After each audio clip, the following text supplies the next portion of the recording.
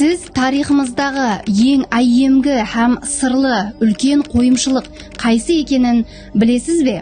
Бүгін мен Қожелі қаласынан 7-8 километр батыста жайласқан Орайлық Азияның ең әйемгі орындарынан бірі Міздахан комплексіндемін. Көріп тұрғаныңыздай, бұл тек қана әулие емес. Бұл 200 гектарлық майданда жайласқан 1000 жылдық тарихтың, зардуштилік һәм ислам мәдениетінің бірлескен Ұлы Жібек жолының гуасы болған әйемгі қала. Комплекс 2 төбеліктен ibarat. Біріншісі Гаур қала, Міздаханның әйемгі бөлімі болып, оның қалың пақса диуалы һәм аркасының қалдықлары сақланып қалған. Екінші төбелік қойымшылыққа айланған, яғни менің осы тұрған жерім.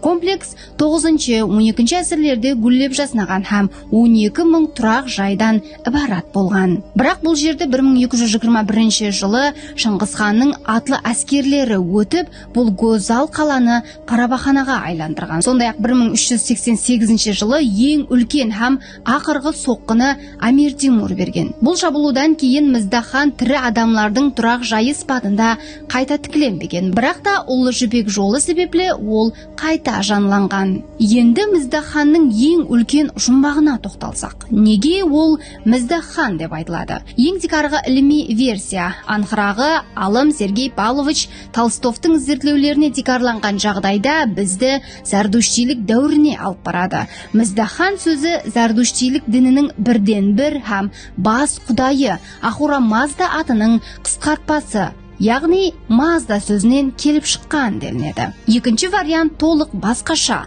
халық аузекі дөретпесінен, яғни бұл жерде Міздахан атлы үлкен хүкімдар жасаған делінеді. Ал оннан басқа деректерде Міздахан негізінен Мәздек, ямаса Мәздеккент деген атамаға ие екенлігі айтылады. Халық аузында Мәздек жерінің киелі екенлігі хақында Мәздектің дәнін жеген кептер Мәкке, Мәдинадан келіп кетер деп айтылған хикметлі сөздер де бар екен. Сондай-ақ бұл жерде Назлымхан Сұлудың жер асты мақбарасы, Шамун Наби, Ержеп Қалпе һәм Мәдеминхан мақбаралары, Каруансарай, Қырықшопан қорғаны, Жомарт Қасап мұнарасы, медресе һәм басқа да қойымшылықлар жайласқан. Бұлар хақында кейінгі видеоларымызда толық сөз етемін. Ал сіз осы комплекске келіп көрдіңіз бе?